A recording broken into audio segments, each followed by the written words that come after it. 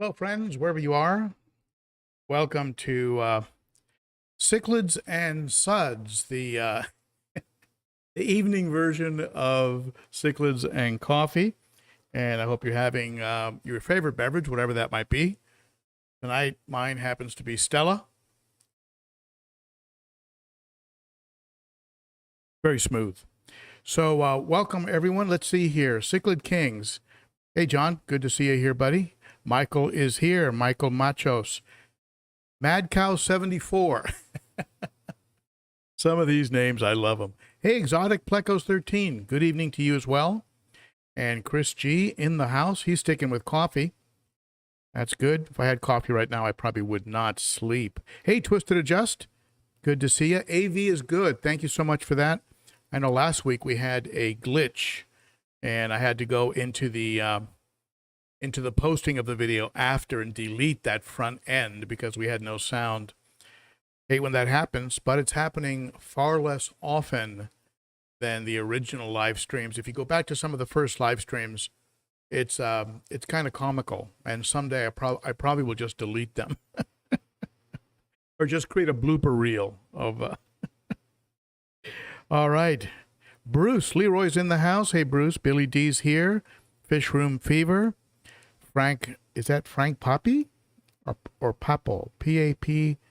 I can't read it on this. Let me see. It looks like an I. It could be an I. But Frank, welcome to the stream.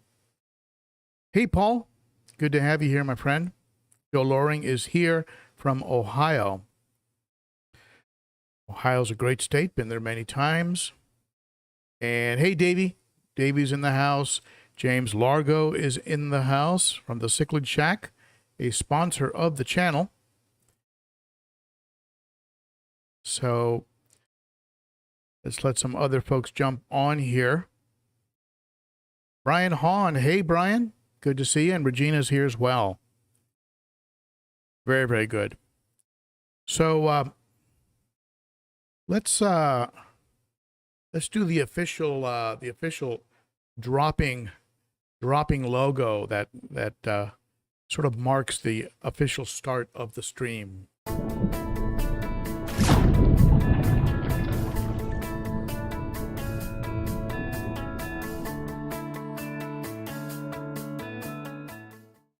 If you're new and you do get something out of the channel, and I did read your comment, Adam, thank you so much for that. I really appreciate it. If you're new, be sure to hit that sub bell and the thumbs up and the notification bell and the subscription icon. It lets YouTube know something good's going on and encourages YouTube to go ahead and recommend the channel to other fish keepers like you and me. Big shout out to my moderators, best moderators on YouTube, and also to the Cichlid Shack, a sponsor of the channel. And if you want quality fish like the ones you see in my 300-gallon tank, which you can't see right now, but all of those cichlids were from the Cichlid Shack. Some of the fish in here also from the Cichlid Shack. This Nicaragua, this Vieja, this chocolate. So it's not just African cichlids. He's got, he has a whole variety of fish, including a community fish, a wide assortment of food, including Piscean energetics, extreme. He sells plants, you name it. He's got it. 15% off on orders over $100 and 10% off on things like food and supplies if you use those two, Shack Attack 15 and Shack Attack 10 at checkout. So check that out. And let's see here. Just a couple more quick shout outs here and a couple very quick commercials. Shout out to the Patreon members. Their support makes this channel possible. It really helps a lot to keep the projects going. And if you'd like to support the channel and use Amazon to shop, use that link to get to Amazon. Whether you buy things from my store, which is full of recommended fish care products, or anywhere on Amazon, the channel gets a credit if you use that link. And if you would like t-shirts and hoodies and all that good stuff, go to my Teespring store and you see the link on the screen, and that will go ahead and also give a credit to the channel. So No more commercials. Let's close all that. Big thank you to my Patreon Garage Gang. That's what this t-shirt is. You can see it. Garage Gang members. They're the best. All right. Okay, so tonight is really just a just sort of an informal informal live stream. I want to give you just sort of an update on a few things. I mean, this tank continues to do very, very well. The fish are, relatively speaking, brand new in here, but they're doing well. They seem to be getting along a little better, and I think it might be because of the extra room. You'll see some chases, of course, but even Salvini is behaving a little more, still chasing occasionally, but the Salvini claimed a cave that's over here on the side, and then went over and claimed the cave on the other side. So now he just bounces back like he's like he's got a West Coast and an East Coast home that he travels between. So, but the caves belong to him. There's also a pleco cave in here, because there is just a green pleco in here, a small one. So, let's see here.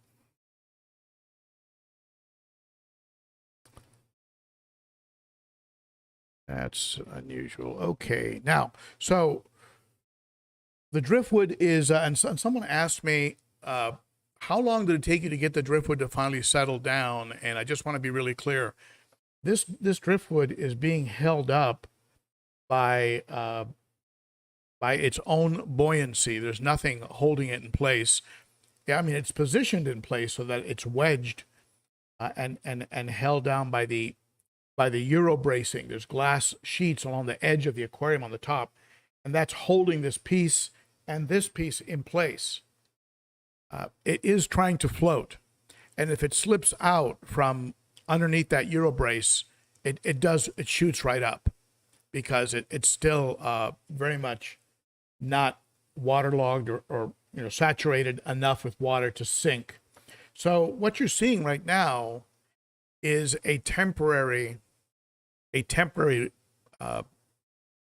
display, because at some point these pieces of wood are going to become saturated enough that they're going to settle down, and in some ways it's going to be kind of a shame, because I kind of like the way this thing is, the way it looks, kind of floating across here.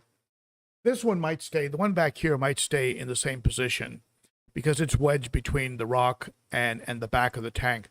This one will drop for sure. And it's just a monster of a piece of wood.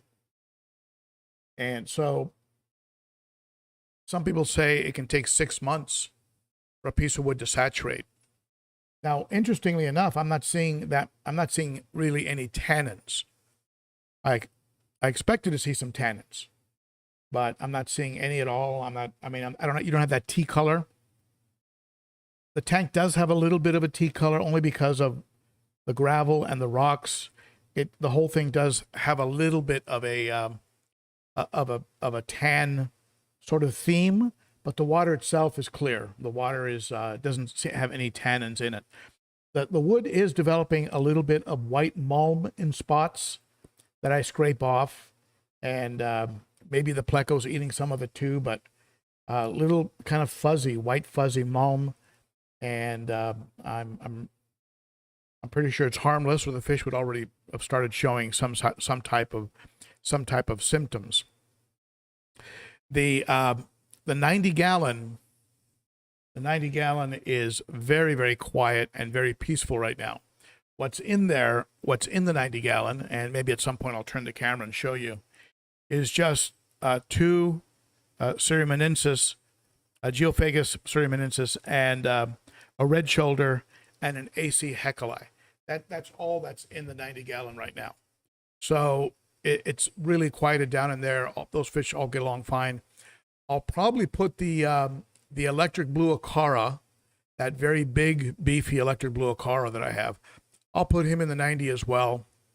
And maybe, I'm still debating only because of the size, but maybe bring the Firemouth and the green tear into this tank. They're about 2/3 the size of this Nicaragua. That's a beautiful fish, huh? Female Nicaragua. So we'll see. We'll see if I end up doing that, or maybe I'll wait a little longer and let them put on a little bit more size. I mean, what do you think? Do you think maybe a 2-3 inch, a 3-inch green tear, and a 3-inch firemouth? Do you think they could go in here okay and be all right? I mean, what's been your experience with that? I mean, the whole thing is kind of new for me. The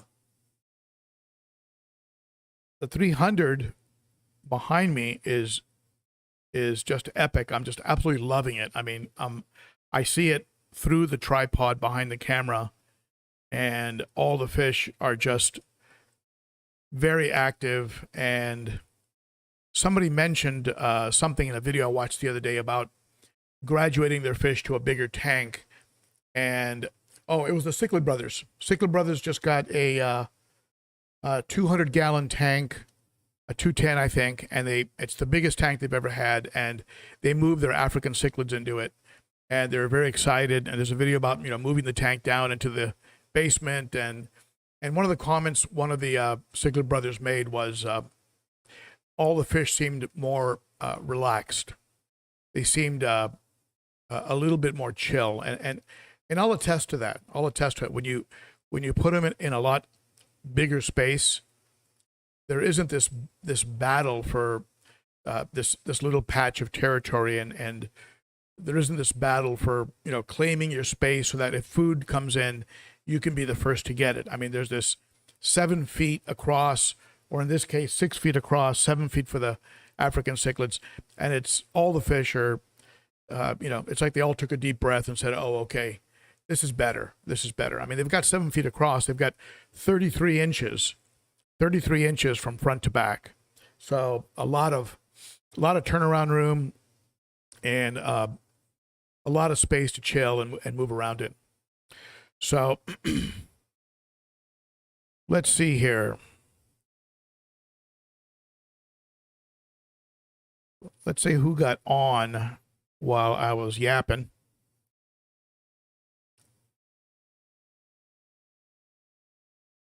Who's having a cold one? Are you having a cold one? If you are, tell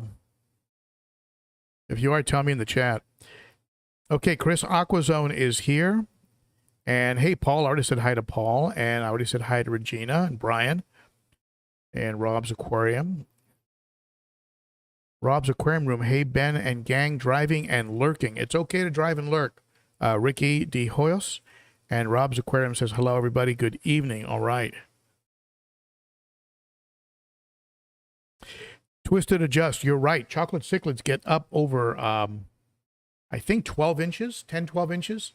I mean, they get very, very, very beefy and can hold their own. They're very peaceful. They're cool. They're chill, but they don't get messed with because they don't necessarily back off.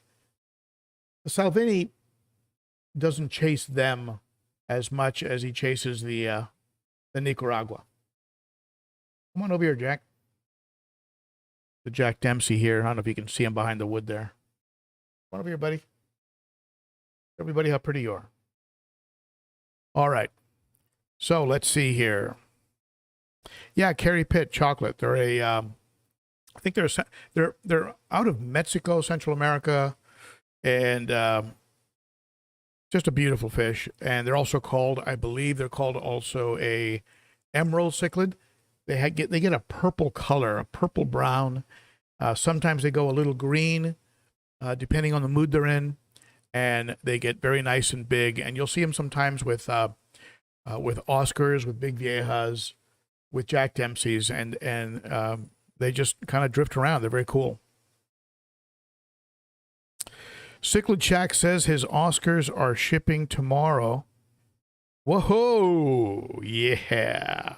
Yes, I am adding. We're going to see if we can get a hold of I'm not sure what you're sending me, James, but I don't know the details of the order, but Ben doesn't know.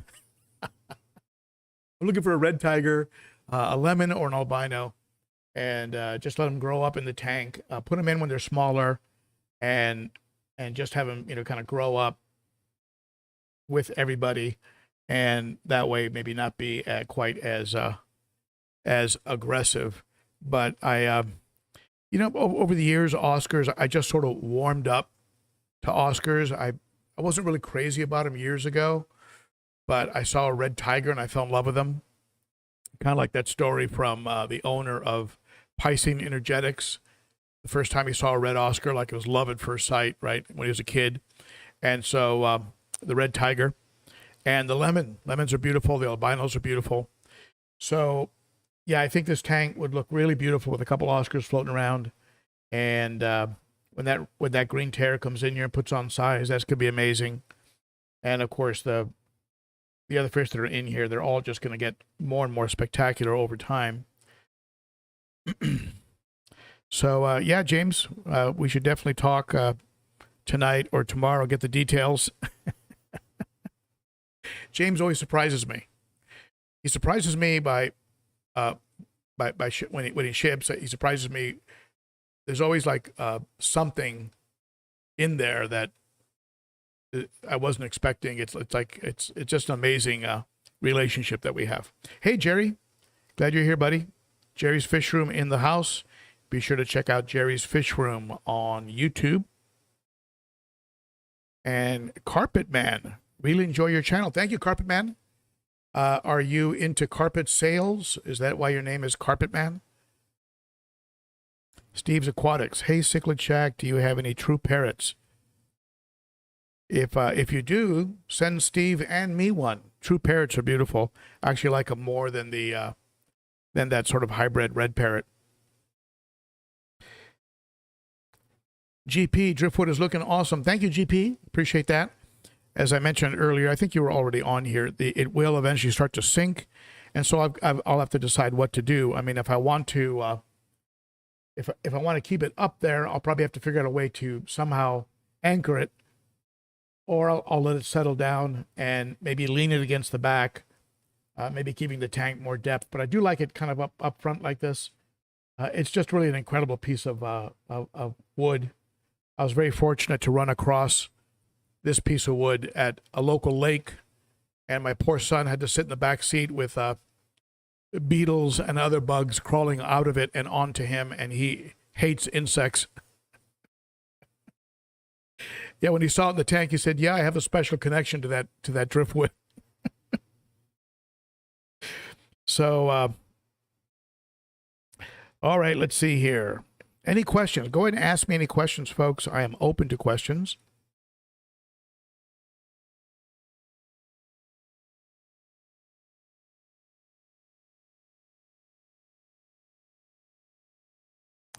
If anyone knows what to do about anchor worms, please respond to Jerry's comment. Anchor worms. Looks like Brandon, the blind fish keeper, has an anchor worm problem. You know, he sent me a picture of that fish, and it looked like a cyst or some type of a tumor, but I guess it turned out to be an anchor worm that had infected, and that's nasty. Mountaintop Puffer Keeper. Love that name. Welcome to the stream. Robert Johnson. My wood's been floating for over a year. Yep, that's what I'm hearing, the consensus, that sometimes it takes an enormous amount of time, and I'm totally happy with it the way it is. So if it takes a year, that's fine with me. It's totally okay. I will admit that when I'm working on the tank, I went in to rearrange a couple of the rocks, and if it gets pushed forward a little bit and comes out from under the Euro brace at the top, right, it fires up. A little shocking. So the white fuzz is normal. Thank you, Chris G. And is harmless. All right. I've been using a bristle brush and just lightly, just sort of scraping it off here and there. You know, I mean, I'm not that worried about it. I think it's all part of the natural sort of look of the tank. Hey, Whips World in the house. M&C Aquatics in the house. Ben, why the Africans in the 300 instead of the South and Centrals? Well, I went down and spent some time with James Largo. And if you look through my videos, you'll see, I think someone already posted the video of my tour down there. I think you posted the first one, and there was a second one that I did that was incorporated into a live stream. But we talked a lot about how big the fish get, and the turnaround room. For example, the Malawi trout can get up around 15 inches. That fish needs a lot of turnaround room and likes to swim fast and hard from time to time. You know, they're shaped like a torpedo. They are so they need that extra room. So whereas these fish are a bit more slow moving, they do put on size and get big, but they kind of hang out and don't really have that torpedo style of swimming like you'll see with the African cichlids. So and you can ask James too. I mean, James that was lobbying for the African cichlids to go into the 300 from the second that tank arrived. And being the key sponsor of my channel, James does have a lot of votes. The Vieja is saying thanks. Yeah, I think so. I think you're right, John.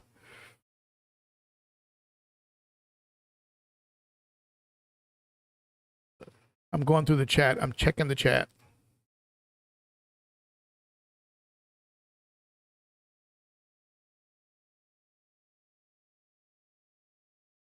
Yeah, I'm thinking that too. Cichlid Kings says that to give the green terror, give him a shot in the 300. I think I'd like to do that. I mean, it might encourage more growth, right? Put them in a bigger tank instead of the 55, and put the firemouth in here too, and let them, and just keep an eye on them. I mean, if they start to act weird, yeah, I can always pull them. Even though pulling fish from a tank, like from any tank really, is quite an adventure. But yeah, I think I might do that, and I'd love to see that green terror and that firemouth darting around in here. And then that'll free up both 55 gallons. So I can use them, put the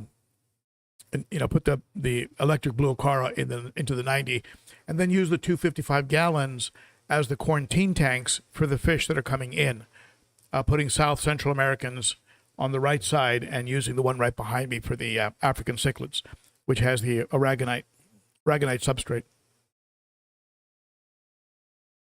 Yeah, Chris G, you're right. Just got to put them in, roll the dice, and see what happens. Jerry's got a is that a Chinese beer, Jerry? I know it's pretty popular.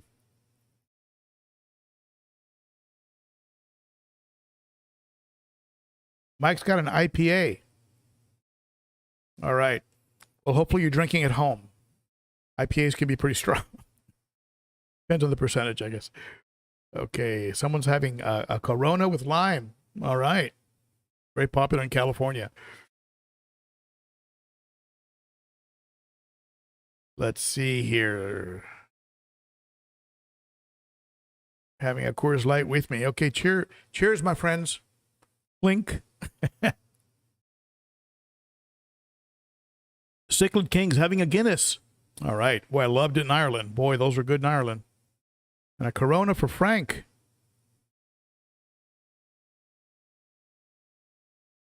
All right. So any questions, go ahead and ask them in the chat. Let's go ahead and open this thing up. And Paul McCartney says, I love the lemon Oscars. They are pretty. Very different, too. Did you folks watch that the Seahorse Aquarium video where we went to the back room? I think it's the one that was entitled You Don't See This, or You Can't See This, or You're Not Allowed in Here, or something like that. It was the back tour, and they had some Oscars in quarantine, and they were deep jet black and snow white. They were just black and white, just those two colors all over the body, and it was really, really a pretty Oscar. I'd never seen them before. I opened tonight's beer with one of their openers. This is a an opener from Seahorse Aquarium. They hook me up with all kinds of stuff. I've got a hat, I've got a shirt, I've got a water bottle, I've got an opener. I have a notebook. This is a notebook from them where I keep notes for videos. James, you getting some ideas? Some swag there, buddy. Gotta get some swag. Their t-shirt is amazing, and so's their hat. It's not a sticker that's been attached. It's actually sewn in. It's sewn in. It's really high quality. Very, very nice. All right, so let's see here. Chris G, I have a red and albino. Nice. And they get along? Do they get along, Chris? I assume they're in the same tank.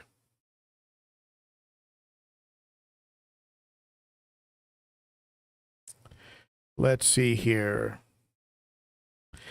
Any tips on growing juvenile Severums? Twisted adjust. Twisted adjust. I have a red shoulder that I was able to grow out. I've had some, for some reason, I've had some bad luck with my red spotted gold Severums, which are honestly my favorite. And for different reasons, I lost different ones. But, you know, the usual stuff, very clean water, keep your maintenance in, feed them the right kind of food, include some veggies, and be sure you have your water parameters as close as you can get them for that type of fish. And don't have any powerful, any powerful power heads blowing them around, being a flat, a flat type fish like a discus, right? Or a betta that has a wide fin spread. They don't like to be blown around. So maybe go with bubblers, bubbler filtration, maybe sponge filtration, or, but certainly don't use anything that's going to create a tremendous water flow. But anyone else on here that is more expert in Severums, please chime in on tips. Young Flo, what is the biggest fish you got? Well, lengthwise, it's probably the Malawi trout that I'm looking at right now, darting across the 300. Size and weight-wise, it might be this vieja. Come here, vieja. Show them how big you are. Come on, closer. He's a good size. I'd say he's pushing 10 inches, but he's probably twice as thick as the trout. So in weight, probably the vieja. In length, the Malawi trout.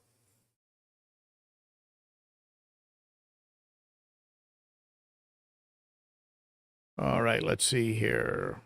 Thank you for that question, Young Flo. Adam says, Adam Wissenand, I hope I'm pronouncing that right, Adam. I'll just call you Adam. I had a bully that I removed for 2 weeks. When I put him back in the tank, a new bully took over and beat him up bad.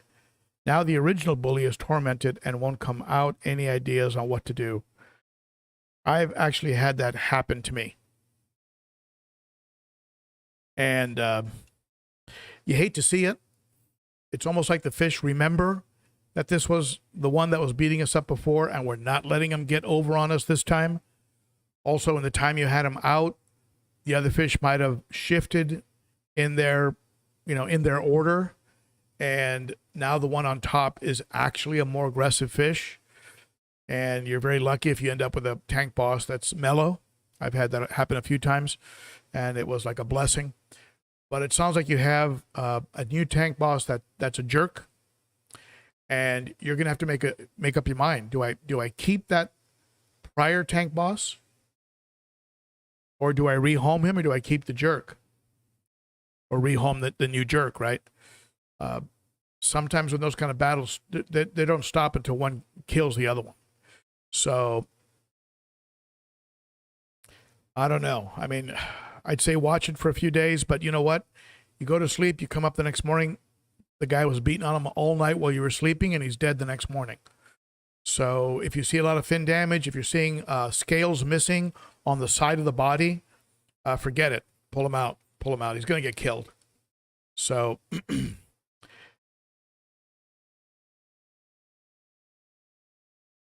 I mean, I'd say you could put in some hiding places that break up the line of sight, like some tall plants. But some people will tell you that just gives you more territory to claim. It might create other problems.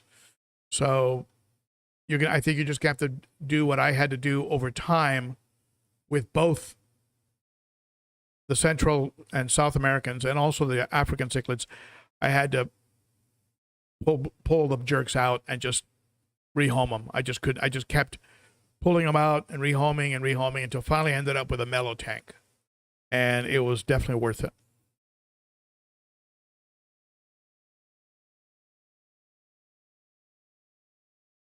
If anybody knows where Belly Up can get a mate for a 14-inch red devil, he's a monster, only 8 months old, needs a mate.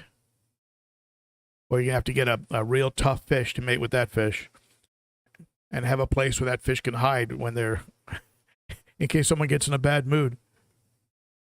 Dom's RC, a Fusco. Unfortunately, I lost the Fusco I had previously, and it is on the list of fish that I've asked to get from James.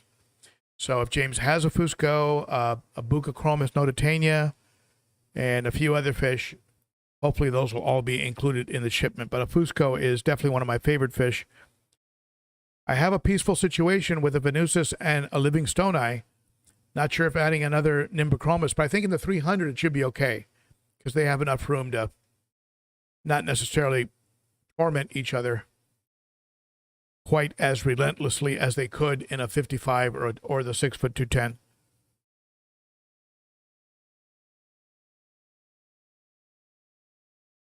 Paul, the batteries in the Salvini are those are solar powered. So he's coming out of his cave right now. He heard you talking about him. The second I said Salvini, his head poked out of the cave. It was kind of funny. But yeah, he's a special fish. She's a special fish. If you buy a Salvini, be sure you ask for a female. They're the ones that get the beautiful red belly. And in the case of mine, the red extends down into the anal fin. Just a beautiful specimen. I just really got lucky. I got that one from the Aquatic Critter here in Nashville. Love at first sight. Very often I'll tell the person at the fish store, pick a nice one for me. In this case, I didn't do that. In this case, I specifically said, I want that one. And I made him work. And he was able to get her for me. And I'm very glad he did.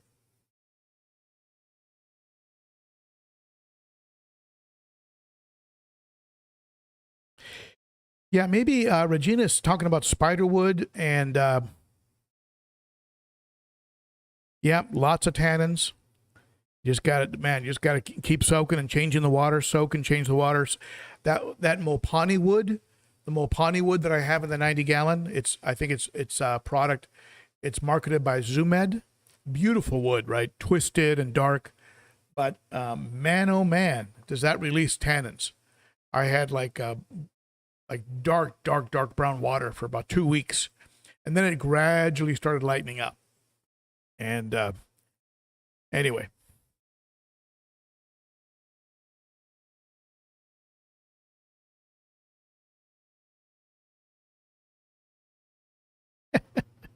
Carrie Pitt says, tape a picture of fish and chips to the glass. What do I do, scare them? Behave, or you'll be served up? Is that what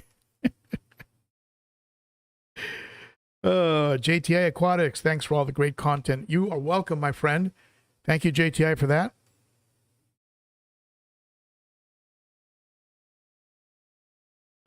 Jerry is getting a 180-gallon aquarium from Glass Cages. You are not going to be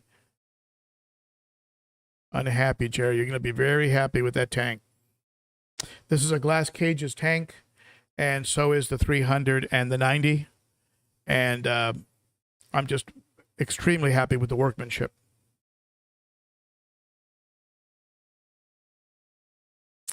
Mike Kirkpatrick. What? He's got the bourbon out. Went with the high octane. Oh, my goodness. All right. Let's see. Hey, Inventory King in the house.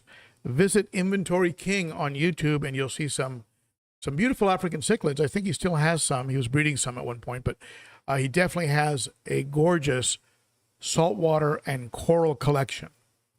And some of the most amazing plumbing I've ever seen in my life. I mean, it was incredible. Hey, Peas and Haps. AOO, what brand of tanks do you like?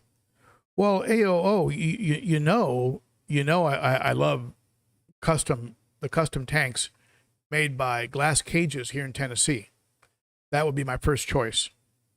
Even James Largo has like a boatload of 75 gallons that he got from Glass Cages.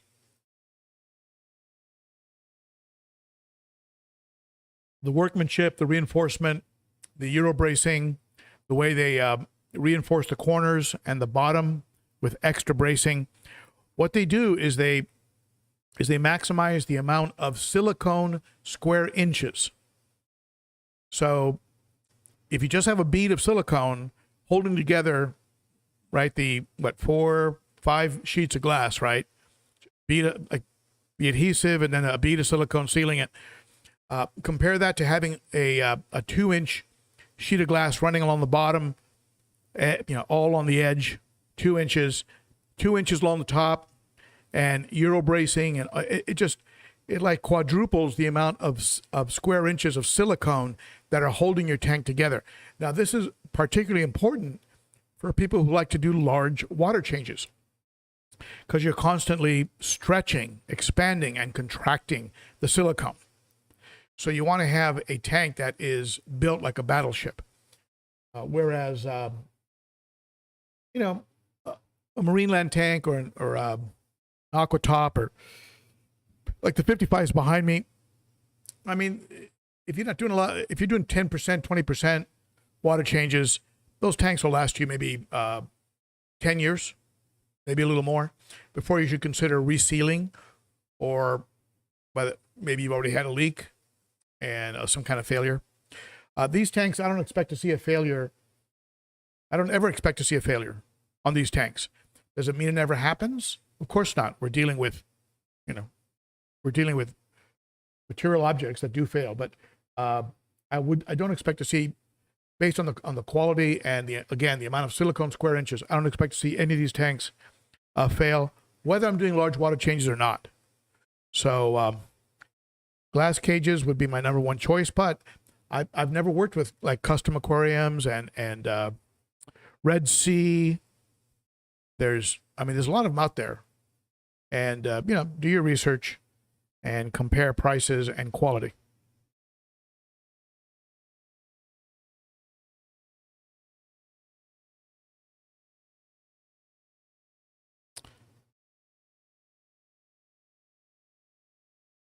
Joshua, so excited about your new tanks. They look awesome. Thank you, Joshua. Appreciate that.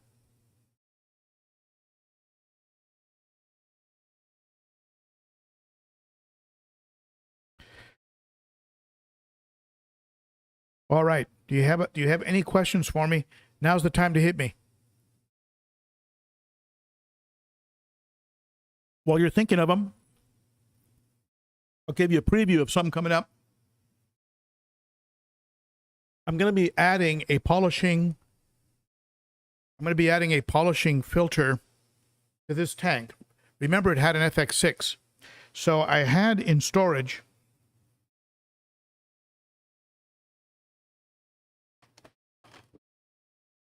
this monster.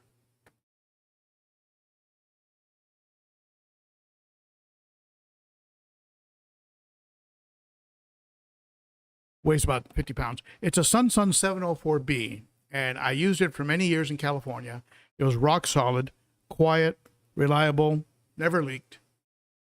I'll probably replace the O-ring on it just to be safe. I have a spare O-ring, and you know, put a little bit of silicone on that O-ring and put a new one in, and fire it up.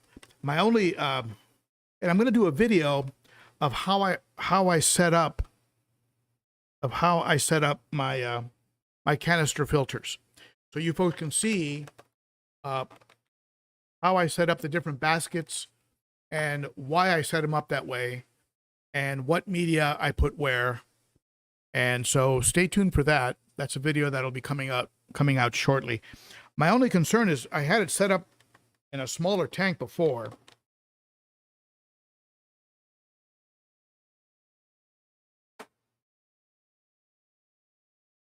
And these are the hoses I have. And this might not be long enough to make it to the top of the 210 from underneath the stand. So I may have to prop it on something like I did with the FX6 behind the 300, put it on top of something behind the 210. I'm reluctant to do that because it'll block my walkway behind the tank, but I can always go around the other way. But so we'll see. But stay tuned for that. I'm going to be setting up a canister, and I'll film it. For those of you who are into canisters, you might find it interesting. I'll also include some tips on troubleshooting canisters, like what do you do when they get noisy? What can you do to safeguard them from getting noisy? And also how to safeguard to prevent leaks and detect leaks easily if you happen to get one. Folks that don't have canisters are sometimes reluctant. They're sometimes a little bit afraid of them, like they are of sumps. And then when they start to understand them, they realize that they're actually pretty simple once you get your wits around how a canister operates. That canister will be used for polishing, so it'll be mostly sponges. I have a lot of sponge pieces that were sent to me by Swiss Tropicals. They custom cut sponges for you, but then the leftover pieces, they send them to you because you bought the square. So I have those Swiss Tropical, those matten sponges, which are very, very high quality. So they'll be polishing and also probably harboring a lot of beneficial bacteria, even though the deep substrate is going to do a lot of that for me. I'm also going to be putting some of this, which was sent to me by James Largo. Thank you, James.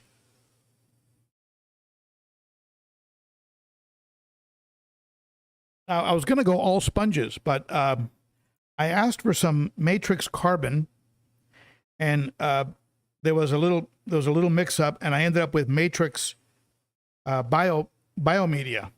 I don't know why CChem, if you're listening, don't call two products the same name. Don't call them both matrix. We're not the first people that made this mistake, but instead of matrix carbon, I got this, and it was more cost effective for me just to keep it than to send it back. So he let me keep it. So I'll probably put that in the top tray, of the 704B. The water flows up from the bottom in the 704B canister. So you want the water really filtered out and clean, so the cleanest possible water runs over your bio, so that your bio media doesn't clog up, right? So, and I'll probably use that tip from Pond Guru. So if you don't watch Pond Guru, check him out. He's off into all kinds of stuff now, prepper stuff and survival stuff. He's a really interesting guy. But Pond Guru has a series of videos called Pimp My Fluval, Pimp My Sun, Pimp My. And he suggests that you put large pieces of media on the very floor of the sun to catch the bigger pieces of detritus. So I'll probably sprinkle some of that matrix down there, and then I'll go into sponges, right? Coarse, medium, fine, and then maybe throw some of that matrix on the top tray. So anyway, so watch that. I'll do it all on video, and I'll share it with you. Michael says to eat a fish sandwich in front of naughty fish. Can you imagine if they're that intelligent? I joke with my wife. Sometimes she makes fish for dinner, and I tell her, "Can we just keep this meal between us, please?" All right. Peas and Haps Forever. I did watch, I shared that video of Aquahos in Germany. I shared it at the Ben O. Cichlid Facebook page because it is mind boggling. Mind boggling. What was it? Like 3,000 tanks? 5 employees. 5 employees servicing 3,000 tanks. And every tank looked perfect. It was unbelievable. Unbelievable. They've got some type of automation there. Great video. Check it out. Aquarium Co-op. Corey, I guess, has been touring through Europe.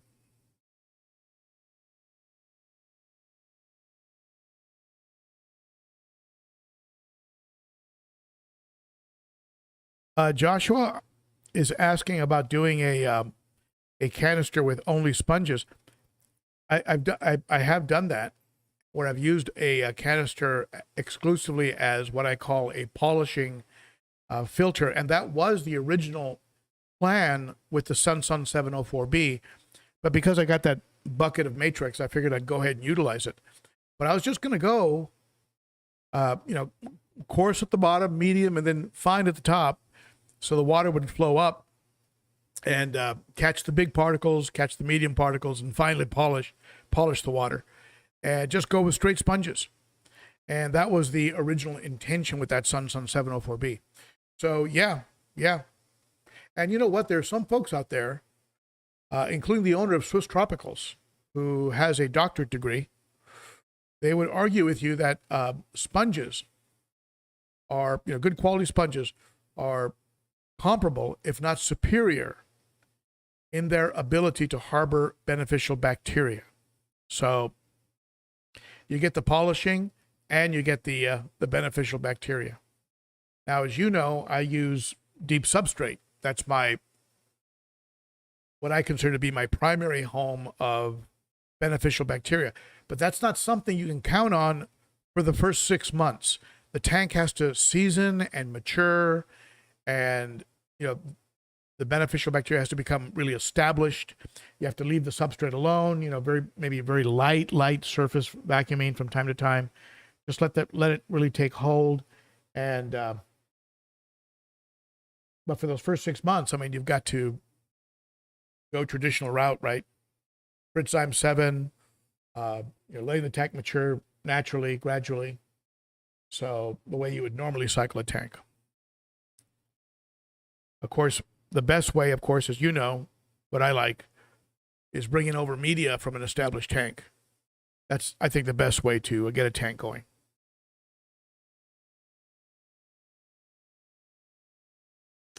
Inventory King, no, I've never considered a carbon reactor. I've seen that in some of the saltwater channels, but no, never thought of adding one to the freshwater.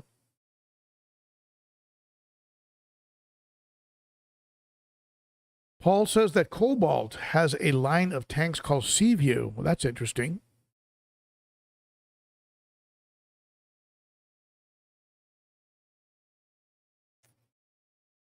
I had a acrylic tank called Clear for Life in California. It was a 100-gallon acrylic, and also I had a 150-gallon acrylic Clear for Life. Beautiful tanks, very well made. They never really fail. 150, me and one other guy just moved it out of the house. Super light.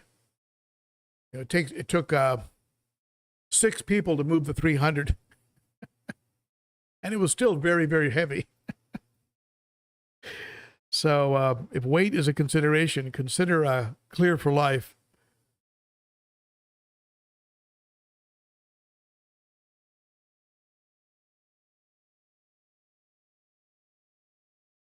Mike, greetings from Arnosti. Not sure where that is, Mike. Chris G getting a Sun 3000. Never tried one of those.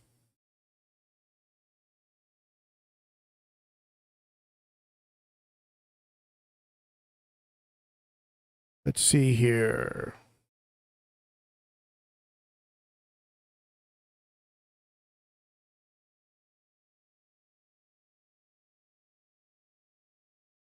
And anoxic filtration. A lot of folks, GP, mention anoxic filtration.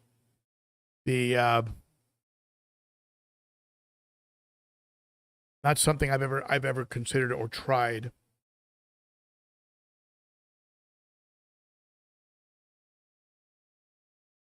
Hey, keep America 2A strong. Good to see you, buddy.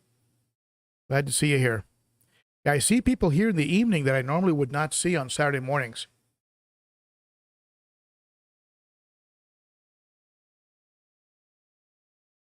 But glad you're here. All right, any other questions for me? As we creep up on the hour, let me do this. Let me go ahead and show you, give you a peek at what else is going on in here. I'll have to move the camera, so it might get a little shaky, but hang in there. Hold on.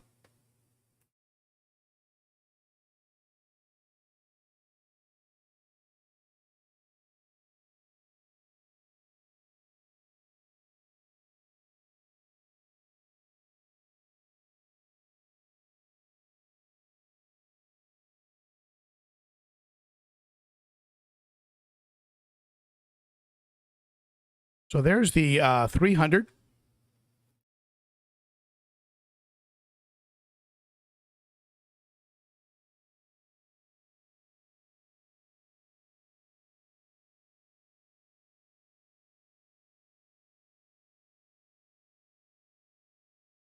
I'll swing over to the 90.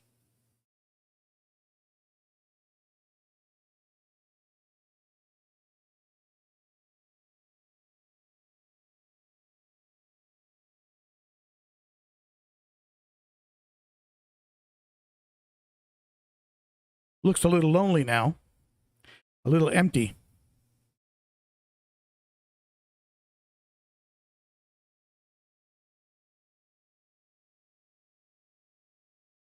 You have no idea how much I like seeing that red shoulder assert himself and hang out at the front. That red shoulder is like the shyest fish in the world. You'd seldom see him in my videos. That wood that you see in that tank, that's the Zumed Mopani wood.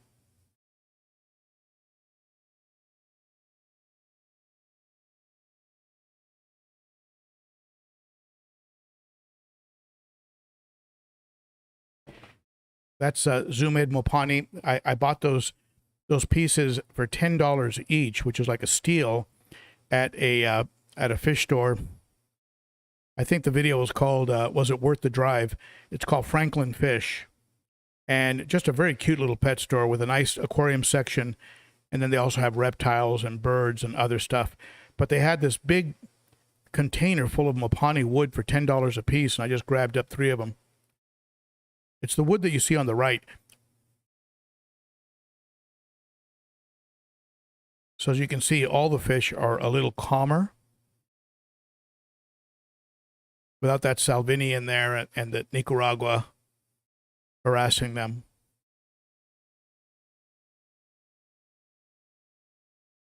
Yeah, this red shoulder is pretty calm. I had a green Severum, and I had to take him to the aquatic critter. He was just too much of a jerk. Then if we go over to the 55,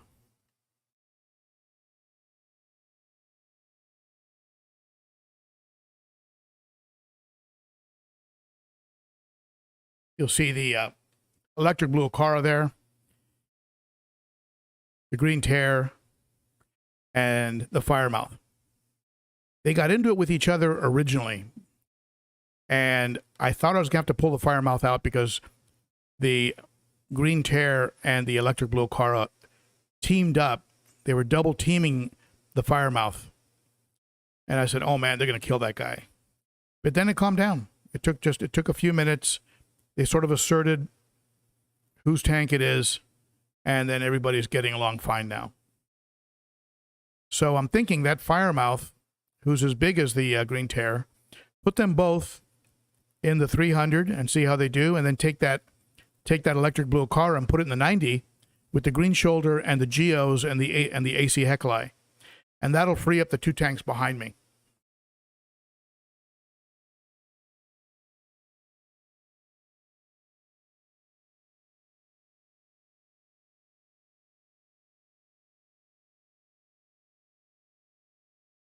So there's your tank update. Paul says the Severum may just have needed to say, yeah, you may be right, Paul. You might have just needed a little bit of size, a little bit of confidence. You know. Someone's asking, are Discus difficult to keep? Daniel Barrett, I think Discus would be considered more of an advanced fish. You do have to have absolutely perfect parameters. UV sterilizer is not a bad idea. And they can be a little delicate. Now, some of the newer ones, I know the ones that James has are a little bit more rugged. They are more adaptable to different pHs. And so definitely look into what the Cichlid Shack is offering with regards to, he has these ones called no pepper. They don't get the little black dots on their body that kind of takes away from their beautiful color. They're called no pepper cichlids. He had some beautiful red and yellow ones last time I was there, but check those out. But yeah, Discus are on the sensitive, on the delicate side usually, and they're usually very expensive. So you don't want to make a mistake and lose 3 or 4 of them, because you'll be out, depending on their size, anywhere from $100 to $400, depending on how large they were when you bought them. Thank you, Trenton W. Appreciate that.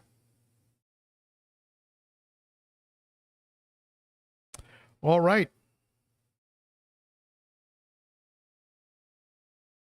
So I think we're coming up on the hour, and I don't want to conflict with James or with Jason Adams over at Primetime Aquatics. Check out that live stream. I had the pleasure of meeting him at Aquashella. Great people. He is very legit, knows his stuff. I believe he's a marine biologist. I think that's his degree.